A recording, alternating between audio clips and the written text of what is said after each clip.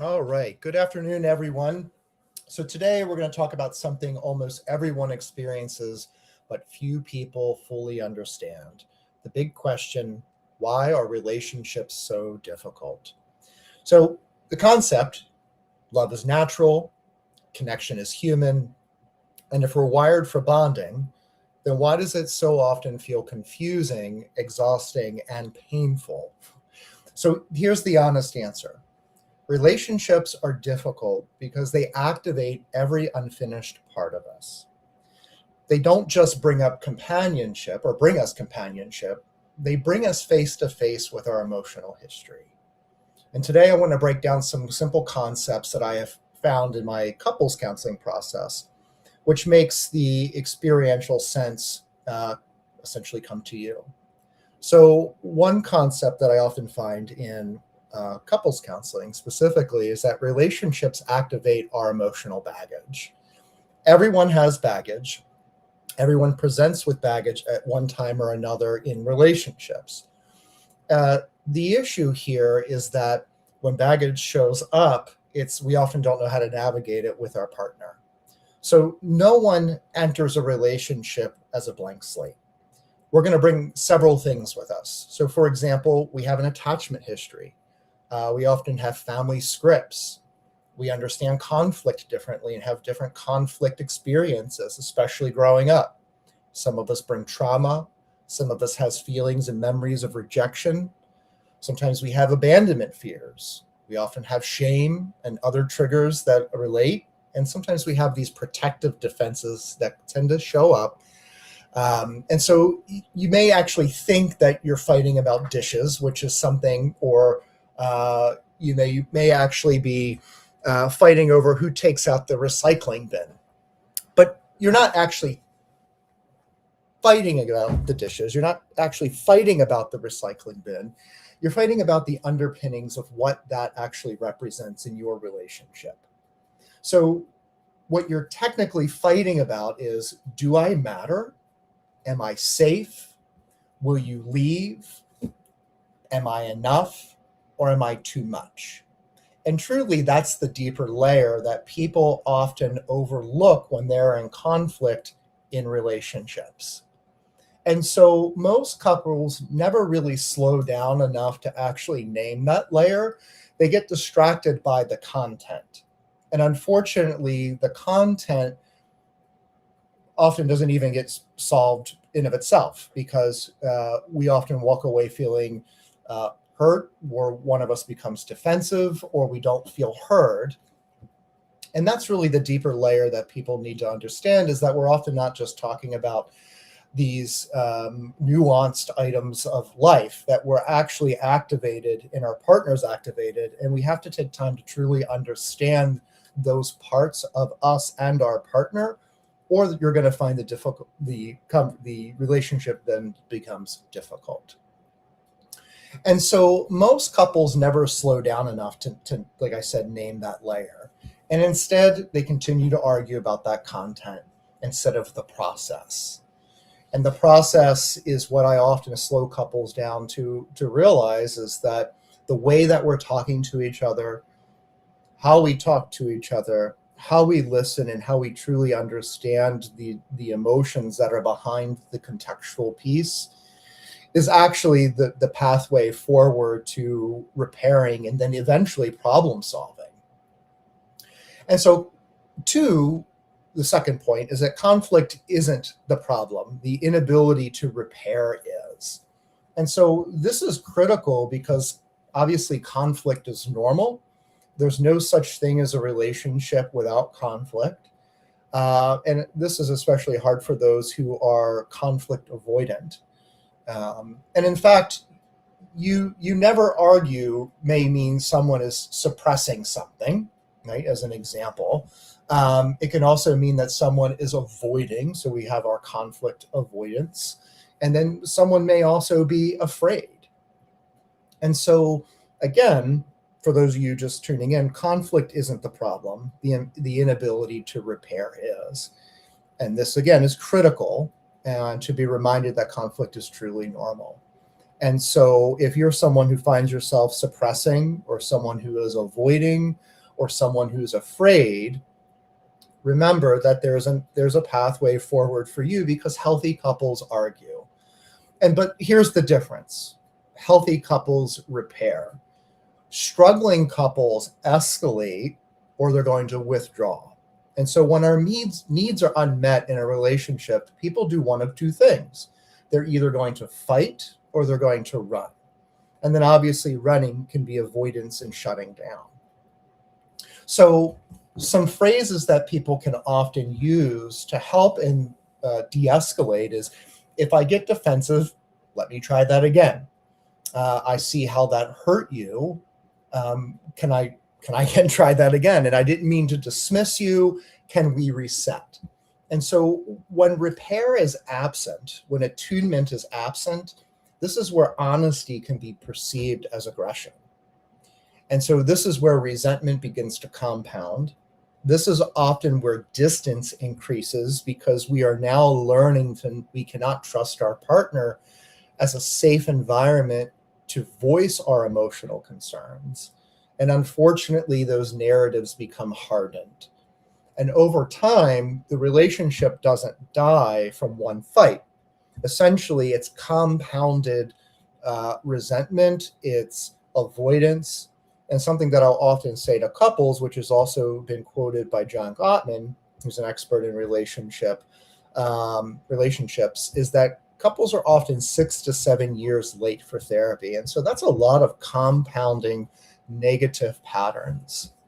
And so over time, the relationship essentially dies from 1,000 unrepaired moments. So this leads to the third concept, is communication. So when I work with folks, people come in and they say, we want to better communicate. And I say, okay, great. What does that exactly mean? Because from what I understand, you're doing a lot of talking. And couples who yell, couples who don't talk, and those are forms of communicating. But true communication is about emotional regulation. If you can't emotionally regulate, you cannot communicate. Most people think they have a communication problem. And what they actually have, second to what I said earlier, is they have a nervous system problem. Because when one person is triggered, one person is either going to pursue, the other one is going to withdraw, someone gets loud, someone shuts down, someone criticizes, somebody becomes emotionally unavailable. And that's not personality, that's protection. That's nervous system activation. And unfortunately, these protective patterns, or guardian modes, as I like to call them, are designed to do exactly that, to protect the person from harm. Not necessarily physical harm, emotional harm. And so what happens specifically is, like, the adult brain, the critical thinking part of our mind goes offline. And so the attachment system begins to take over. And so now you're not talking as partners, you're actually reacting as wounded individuals. And until one of you, and obviously the goal is both of you, are able to regulate and pause and slow things down by saying, hey, I'm activated, let's slow this down. Without regulation, communication skills won't matter. And so my fourth concept that I wanted to talk about today is that previous scripts can run the show. And so we all carry relationship scripts. We weren't born yesterday. And so some of these scripts can be very harmful, but they are a part of our operating system. And we may not know it until it actually shows up and creates conflict. It's not uncommon for me to hear things like, if I need too much, I'll be abandoned. I hear that frequently in people's narratives, that if I ask too much or if I'm a problem, this person may find me overwhelming and eventually leave me. Or love can be performative. So love means I have to perform, I have to sacrifice. Conflict to some people in their mind, the message is that conflict means we're doomed. It means that the relationship is over, it's going to be over. And so then that obviously is going to put someone's nervous system into an escalated state. Or if I don't control the situation, I'll lose my safety. That can often come from a previous script, a once upon a time, where control was actually the preventative to losing control of the safe environment. And so, or there's a script that often I hear is that I can't rely on anyone. And so obviously these scripts were adaptive at one time, but in adult relationships, they're going to distort the perception of what's going on. And so you don't respond to your partner, you respond to your interpretation of them and what's happening. And I'll often ask couples, and I ask you, when you take a step back, when you feel escalated, is what's the message? What message am I hearing or interpreting from what my partner is saying? And really, until those scripts are identified and updated, unfortunately, you'll keep reacting the familiar pain and recreating it. And so our name, and the other piece too, which makes, I find, relationships difficult, is that our needs change over time. So this is something I think people underestimate, because who you are when you're 25 is not who you are as a 40 or 50-year-old. Your needs are going to evolve. Emotional depth changes, stability, novelty, and security, especially intimacy or sexual expression, our sense of independence, our career ambition, meaning of life, these things change over time. And so if we do not have the capacity to communicate these very important needs with our partner, this is where we'll often see discontentment and detachment. And so as we grow and our needs develop, the relationship needs to grow too. And if the relationship doesn't grow, then one partner will ultimately feel constrained. And if growth isn't discussed, or if we don't feel that we have an environment to discuss it, this is also where resentment begins to grow silently. And, people don't always fall out of love. Sometimes they fall out of alignment. Actually, I'm going to retract the word sometimes. They fall out of alignment. And when we fall out of alignment, we're no longer inputting these positive deposits into the relationship. And the other partner and ultimately the relationship will feel it. And so alignment requires ongoing conversations about who am I becoming, who are you becoming, and are we adapting together? And so most of us were taught, especially moving into this other concept that we were never taught how to relate. Is that most of us taught how to achieve, or how to perform, or how to succeed. And so we don't have a clear definition of how to repair, how to apologize without defensiveness, how to validate without agreement, how to express need without accusation, or how to sit in discomfort without escaping. Relational skills are developmental. And, I have folks come into my office who are in their 60s or 70s and 40s, and they're still learning developmentally these relational skills. It doesn't matter how long a couple has been together. There's always more to learn. And most adults are improvising. And oftentimes it works until it doesn't.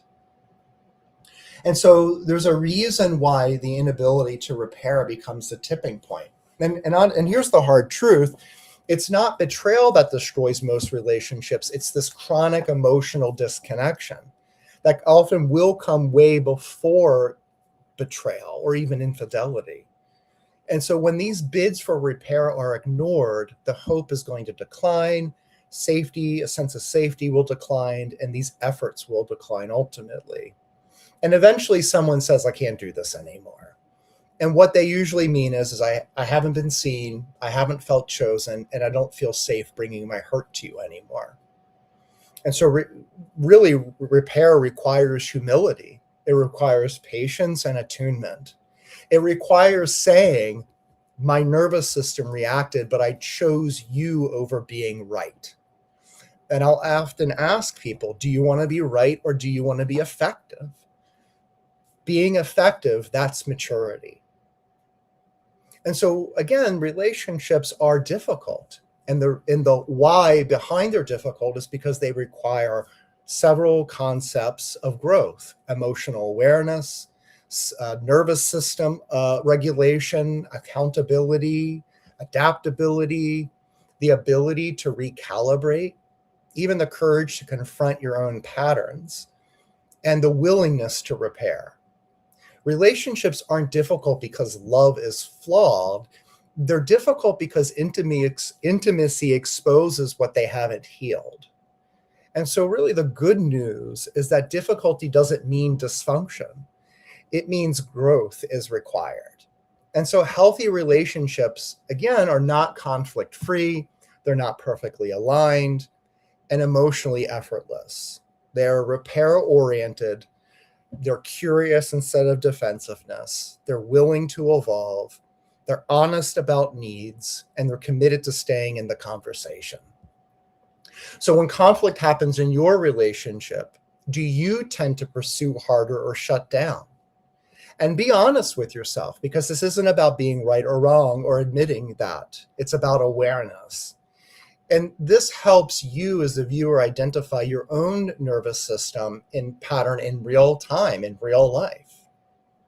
Think about what was modeled to you about conflict growing up.